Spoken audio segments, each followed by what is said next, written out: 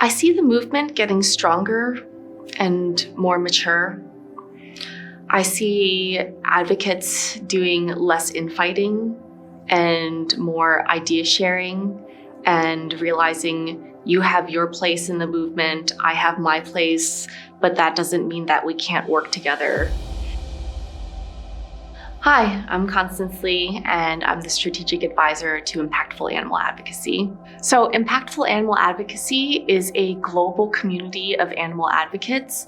Right now, our flagship program is our Slack community, where people that are leaders and also just starting out in animal advocacy can come together and collaborate.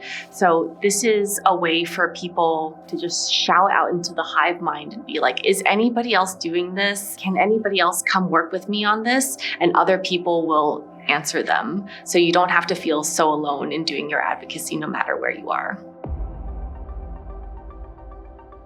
AI is artificial intelligence. It's basically neural networks that mimic our own brains.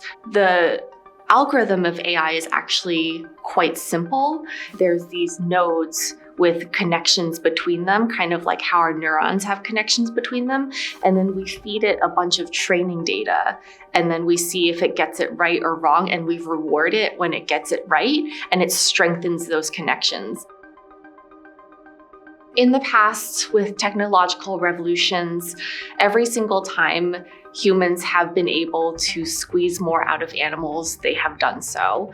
How can we use AI to achieve animal liberation?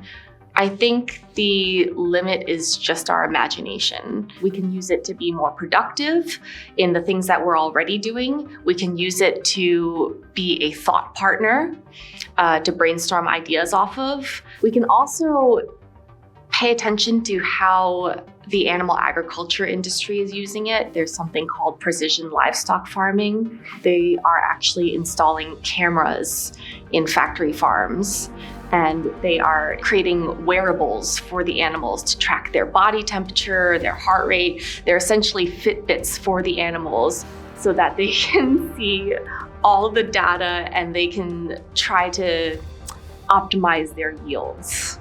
Companies are only paying attention to it because it can increase their bottom line. But animal advocates, if we position ourselves in just the right places where these decisions are being made, we can say, maybe we can gather all this bio data and then create a welfare index and then have that printed on the animal products so that if people want to actually pay more for higher welfare animal products, they could choose to do that in a transparent way.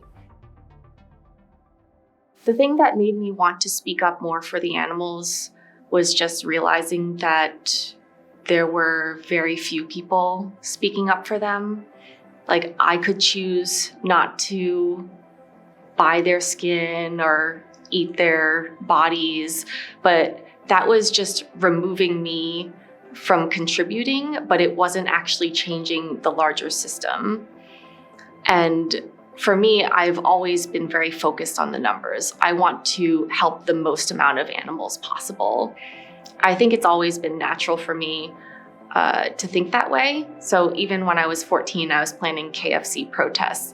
But then I would see that even though I brought veggie chicken nuggets there, maybe only one or two people that were going into the store would actually take me up on it. I realize I have limited time in this world and I have limited money, and I want to use that in order to make the largest impact that I can for animals, because the numbers that they suffer in are just unimaginable.